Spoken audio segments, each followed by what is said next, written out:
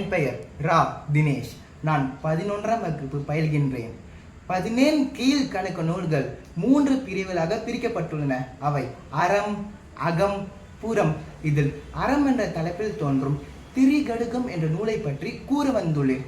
திரிகடுகம் என்பது மூலிகையை குறிக்கும். அவை சுக்கு, மிளகு, திப்பிலி எனும் மூலிகைகள் உடலுக்கு நன்மை செய்வதை போல் இந்த நூலில் உள்ள பாடல்கள் மனிதனின் அறியாமை என்ற நோயை போக்கி வாழ்க்கையை செம்மை பெற உதவுகிறது.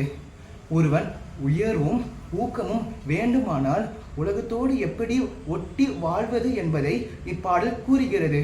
முந்தைய எழுத்தின் வரவுணர்ந்த பிற்பாடு தந்தையும் தாயும் வழிபட்டு வந்த ஒழுக்கம் பெருநெறி இம்மூன்றும் சேர்தல் விழுப்ப நெறி தூராவாறு. நன்றி, வணக்கம்.